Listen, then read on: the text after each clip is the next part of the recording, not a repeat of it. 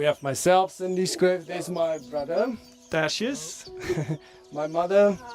There's Anita and Jessica. So they were the caretakers of Cindy. We just wanted to give a bit of closure to everyone that knew Cindy and wanted to see her final resting place. Her ashes is inside here. And yeah, we built it as a family. A lot of us help each other. Yeah, it's a bit of a mess. If the real construction guys will see how it's done inside there, they will have a laugh. It was just a lot of bricks that we put together with cement. So inside it's not very professional, but on the outside I think it looks nice. This is a tile that we got from friends in America. Yeah, there's Cindy's ashes. We had some sand in there. And there's a fake banana. It's the best I've ever seen. This is a little statue that someone in South Africa made us. So this is just a cement little grave for Cindy. So obviously Cindy touched many people's lives, and we never realized how many people knew Cindy and love her so much. And she obviously meant to a lot of people different stuff in difficult times. Some went through some hardships where they watched Cindy's videos a lot. Some parents always showed it to their children. So yeah, we're just gonna speak a bit about Cindy, what she meant to us, her life with us, and also Anita and Jessica have some stories. Cindy was many times very grumpy. So yeah, we're gonna just speak about it. I'm gonna at the end speak a bit about the sanctuary we started, why we started it. Maybe we should talk about Cindy's life, how she ended up here, how you got her, because there's obviously some people that don't know the whole story. I was just married, me and my husband. Just after our marriage, I think I was for a week or two on the farm, and our neighbor called me saying there's a baby baboon. The mom is not there, is dead. And if I want to take her, and I just didn't know what to do. There was no sanctuaries at the time. So I drove over and I took this little baboon who was clinging to me like mad. She was so scared. For 3 months I had Cindy on my shoulder, my hip, my ankle, anywhere she could hold on to. And that was quite tough. I didn't sleep well. And then after she was getting used to us, she became very naughty. She would swing on the curtains, jump on everything, steal the food in the house, just take what she wanted. And that was really not an easy task. And that went on for many months, many years. I think Cindy got a little bit more calm when she was around 13 years. I could say she was listening to me more. I could let her sit with us and she would behave and not take your drink and your food out of your hand. So yeah, that was how Cindy came to us, my firstborn. And yeah, that's how she stayed with us for 31 years. Me and my brother teased Cindy quite a bit when we were younger. Maybe you want to tell a little story. What moment was what stood out for you in with our lives with her? I remember that one time I think we walked in the lake, all of us. There was still mud in the lake, and we used to throw Cindy with that a lot. And she would get so angry, she would chase us. We were maybe, how old were we? 10? 8, 7, 8 maybe. And back then Cindy was fast, but 20 years ago she outran us. And she would like kind of trip us and would fall, and she would like nibble on us. She didn't bite us. Like a roughy tackle. Yeah. And then yeah, she got very angry, but she forgave us quickly after that. And she felt she could see that when we're sad, when we're crying, she would look you in the face and feel bad and start to groom you like they would do in nature. So she had quite emotional intelligence. She forgave you quickly because they used to throw rubber snakes on Cindy. She would freak out. Or they thought the scorpion would scare her, but she just loved that. She ate the scorpion. Then obviously for Anita and Jessica who took care of Cindy, it was also not always easy. So what was the most challenging part of taking care of Cindy? I'm just going to translate. Wat was die moeilikste deel om? Sy het net dinge se stout gemaak, dinge se as ek vir haar net laat sy opstaan, dat sy moet dinge se kom in die hokkie laat sy kom doen dan net vir haar. So met die voet op die by die voet, agter by die sterre so opgeleg. As hy so vir haar so opleg, dan wou vir hom so gevang het, dan moet ek so spring. Dan moet ek, dan was ek vir my so baie. When I was not here, Anita had to get Cindy into the house or into the dark box she sleeps in. And sometimes, I would ask her to do the favor for me, and I would look out of the window and I can see she's a bit cautious of Cindy because Cindy don't let anybody tell her what to do. And so Anita would touch her with her foot on the bum just to get her to stand up, and she would say, "Get up, Cindy, get up, walk, we have to go." And Cindy would turn around and slap her, the same slaps that she gave the boys. But Anita was quickly, you got very fast, faster than Cindy, and she would jump away, and Cindy missed most of the time. Or did she got you, or not really? Sê die vir my gevang, as ek bo vir my gevang het, dan het ek gou gespring. Yeah, sy het gou weggespring. She jumped away quickly. Anita, in the mornings when she got here, she saw Cindy was sitting there, and she would give Cindy a banana and a tea. And then she went back to the kitchen and prepared medication. She knew exactly what medication Cindy should get.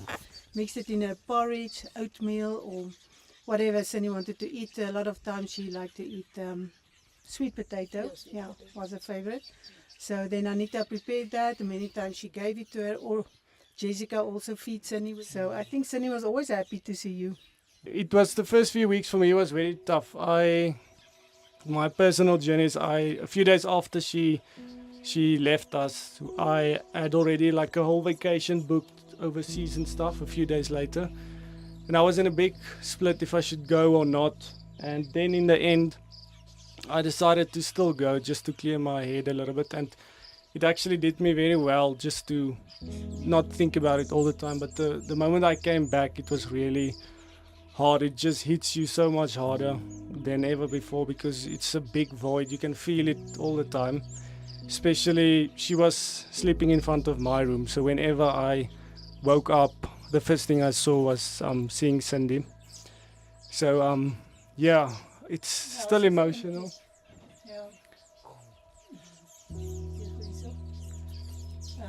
For me, it was like I think the shock. It was so sad. It was terrible.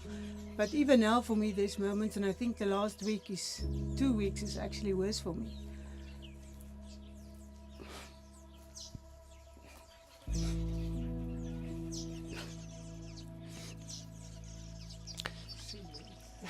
You miss all the farting.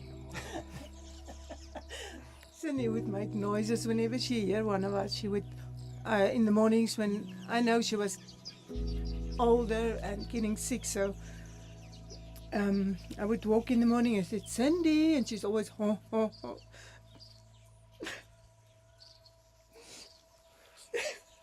So yeah, I think I know what you wanted to say. We, the last bit, we always, when you hear that sound, you know she's still alive through the night. And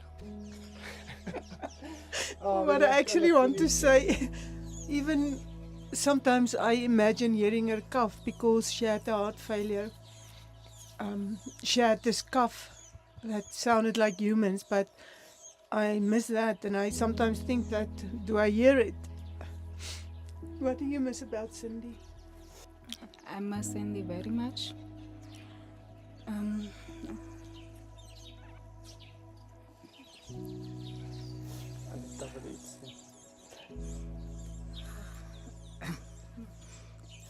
Ek mis baie vir Cindy. En altyd as ek brand net en die dinge is so hier gebeur al die hokkie ken dinge sê kyk dan kyk jy vir haar suster binnekant dat jy vir haar iets kom gee. Daar waar ons mis vir haar baie. Weet jy hoe sal ons nou hou nie. Altyd jy kom net in jou gedagte is as jy net hierdie kant toe kom sal ek vir haar baie van ek kan sê baie van haar kan vergeet nie. Ons sal maar net so omdat net so ding vir haar net so want dit het gelyk soos ons sê eie babetjie dat ons vir haar gesorg het dinge sê ek was haar ouma. Cindy was my babetjie en ek was Cindy se ouma. En julle was goeie oumas. yes, so Anita said she miss taking food for Cindy when she's sleeping in this little box here. And yeah, she was so happy whenever you ask her happy. She would always respond and be so happy.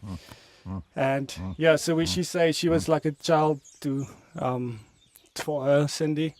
And yeah, there's a lot we miss about her. There's really so much stories. And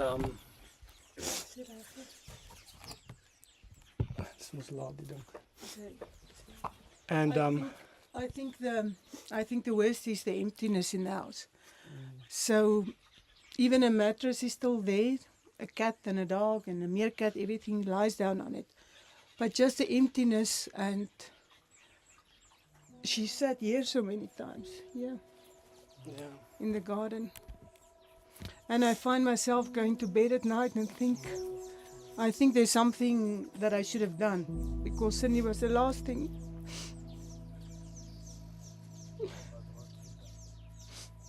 Say something. Yeah, so we are very sad still. I think the reality eats me now. yeah, it certainly does. Some days it's really tougher than the other, especially when you see videos about it. And the condolences, I must say, was amazing, which we received from all the people. But also it reminds you then that she's not there, and so it's good and bad at the same Made time. us cry more. Even now, when people meet me in town and they give condolences, I get this big knot in my throat. I was And crying in Checkers the other day. A woman just came up and she hugged me, and I'm like, don't say anything. yeah, And the sympathy makes us. It's so sweet of the people, but that just makes us sad again. And I was crying in the shop. I couldn't help myself.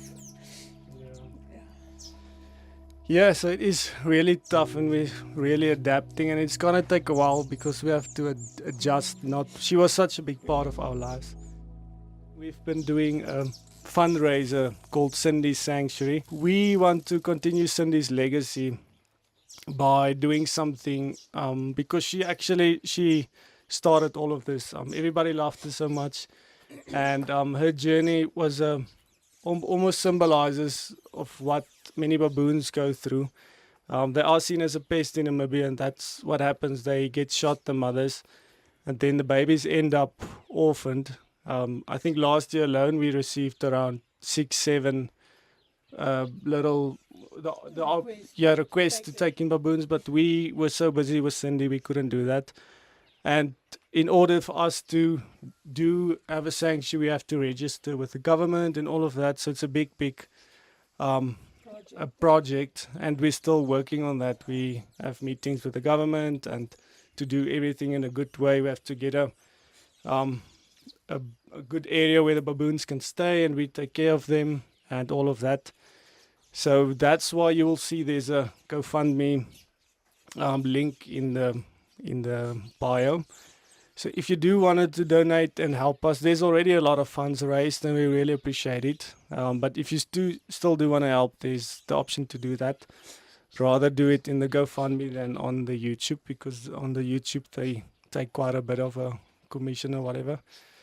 And then there's so many people that ask for the necklaces, which they want to keep something with them for life. And we partnered with Silvery. It's a company in South Africa that made this beautiful bracelets and necklace and stuff. Minky. And Minky agrees.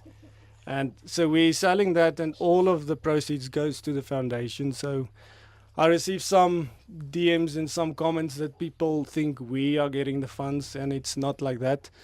Some of you know that I do have the Ruben Lambras Foundation, so all the money is going into that. And then once we get the green light to start the sanctuary, we'll be using all of that funds to set up the baby baboon area where they will stay, and then a bigger enclosure where they will go once they're old enough. And then we'll also possibly maybe be open for about 5-6 volunteers that can help us. And the funds paid by the volunteers will directly fund the baby baboons, all of their milk, food, I just want to really thank everybody for all the great wishes condolences Messages, and messages of support they've been sending us. We're very excited to continue Cindy's legacy. She's going to be remembered forever. We were even joking we're going to put up a statue in Windhoek, our capital city, about Cindy, because she symbolizes and she's an example for many baboons and how people and animals can live along even though they are seen as a pest, and farmers can work with them rather than against them, and adapt farming techniques and all of that so they're not a problem. Yeah, I think the biggest thing Cindy taught the world, I think, is, and all the animals around here, is how people can live together. People cannot live together in peace, but animals can. They are all so different, every one of them, and they can live together and they can have fun together, they play together. And Cindy was the big mama she kept them all actually under one roof, I could say. She was a mom for all of them. And animals, I think people can just learn from them, accept each other, love each other, and just be good to each other. Because she touched me. So thank you so much, and thank you for watching the videos. Thank you for loving Cindy so much, and the legacy will always continue. So yeah, I think that's all. Yes. Okay. Thanks everybody. Thank you guys. Bye. Bye.